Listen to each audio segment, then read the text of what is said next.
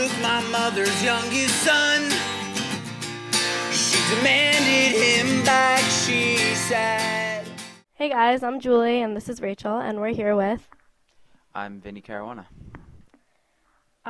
What has been the most memorable show you've ever played? Jeez, these are real thinking questions. The most memorable show I've ever played was probably... I was just thinking back. In recent memories is I Am the Avalanche's last headlining show on Long Island. This happened a few weeks ago. It's memorable, just those hometown shows when you see it all come together and you see your newest record seems to be more popular than your last, and where you're like, oh, so we can play any song we want to play and these people are down. And I just really, it's always special when it's home because I don't know, it's just you feel like you're among your peers. You feel like everyone's kind of from down the block and from the same area as you, and so it's even more special when you get, you know, that kind of acceptance.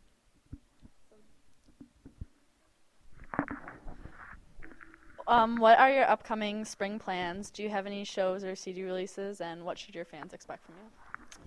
My solo debut is being released tomorrow. Oh, really? Yes. Congrats. Thank you. It's called City by the Sea, and so yeah, that's coming out tomorrow. I'll be doing this tour until the end of February, and then I'm gonna go home and write the new Avalanche record, the new I'm the Avalanche record, which is my band, and I'm gonna go to Europe for a few weeks and do a solo tour over there in support of the new record.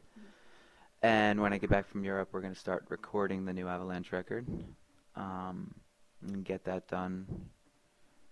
And I'll be doing some more summer touring in support of the solo record in the United States. And then, you know, spend a little bit of time at home in the summer enjoying myself. And when fall comes, we'll be releasing that I Am the Avalanche record and hitting the road. Busy year. Yeah. It's the way we like it. It's the way I like it, for sure. Nice though, yeah. Where does the name I Am the Avalanche come from?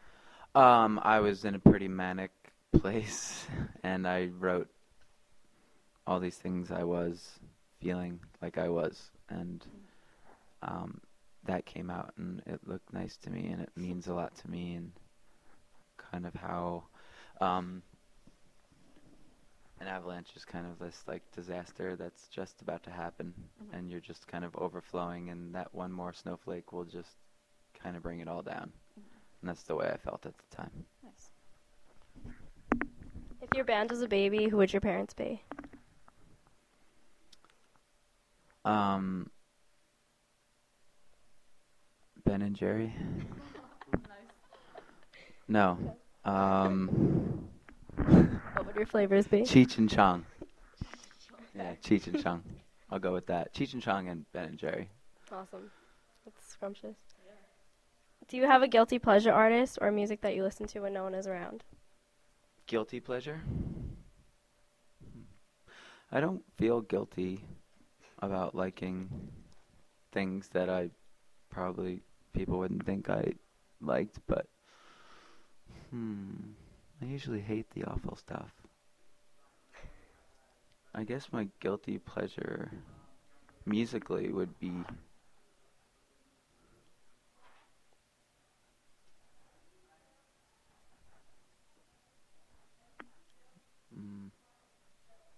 maybe Nicki Minaj, the one song that I like from her.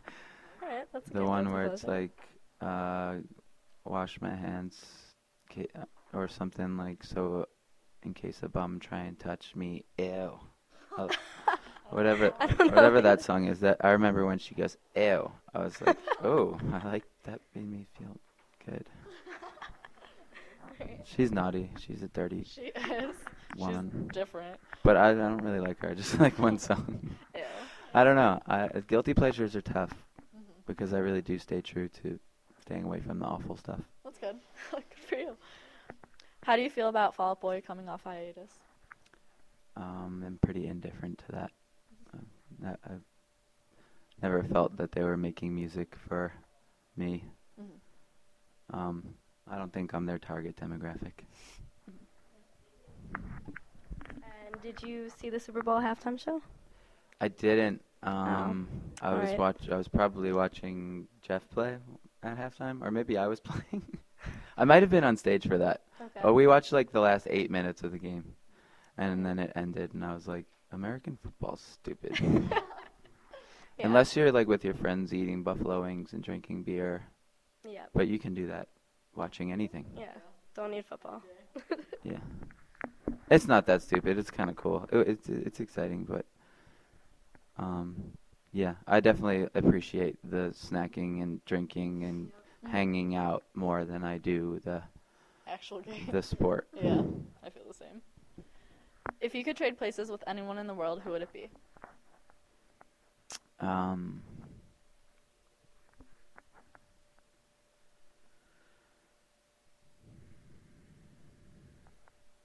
Maybe one of my older brothers. He has 3 really great kids, and I would get to hang out with them more.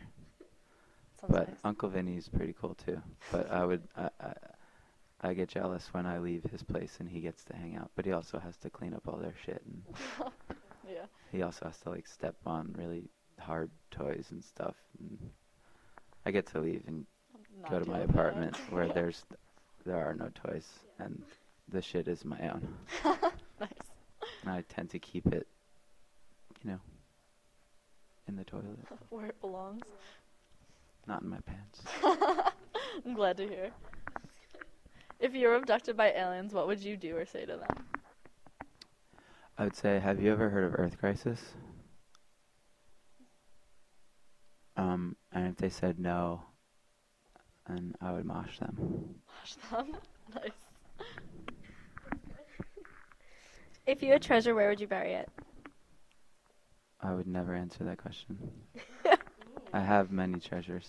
Well, Okay. I have many things that I treasure, Mm-hmm. and you're not allowed to know where they are. All right. Got it. Yeah, I got it. What is one secret that no It's one nothing knows? against you, guys. I know. Okay. What is one secret that no one knows about you or your band, if you feel like answering?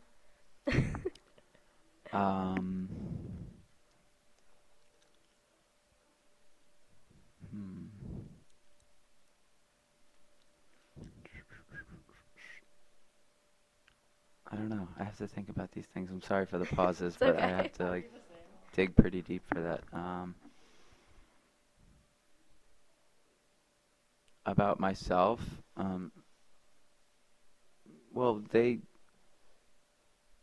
people might think that I'm sad because my lyrics are sometimes super negative and like, but I'm not. I get to play music and get all that stuff out of my system, so it's able to like let me be a happy dude, and I'm lucky for that because I don't know where I'd be without that kind of release, Yeah. Oh, that's good. What is a typical day in the life of your band? On tour. Yeah. Okay. We usually stay in La Quinta Inn. We're partial to that hotel. They offer a hot breakfast and they have a waffle maker Ooh. and eggs, powdered eggs, but still warm and salty. Get in the van, listen to tunes. Some of the guys drink beer and whiskey in the van on the way there to like occupy themselves, which is like a good way to do a road trip. But then you Yeah. tend to have to take a nap at some point, Yeah, like before the definitely. show. Yeah. A lot of music going on. Get to the show. It used to be smoke weed all day, but that became really tiring. So it's more like get to the show, and then I try to find out where the juice bar is and get a nice beet, celery, carrot, ginger, cabbage, and kale, if possible. Wow, it's intense. And then yeah, just kind of hang out. We always tour with our buds. Like, we very rarely do tours where, like, we aren't among some friends and stuff. So we do a lot of hanging out and drinking beer, and like, usually warm my voice up and play a show and go to the next La Quinta. Nice. If you were in a room with everyone that ever supported your music, what would you say to them? I'd say thank you for my life, and thank you for supporting me and believing in me and letting me do what I'm supposed to do. And that, thank you for not, yeah, I could have a worse job, that's for sure. Yeah, everything is, you know, everything that I get to do and experience is obviously because people support it and people get down with it and they get behind me, and I couldn't do it, you know. I know that's really cliche, and a lot of, yeah, I hear like every band like before we leave, we couldn't do without you, and and it's true. We couldn't. And yeah, that concludes our interview. So thank you. Cool, thanks. Don't make me worry, son. This isn't the time to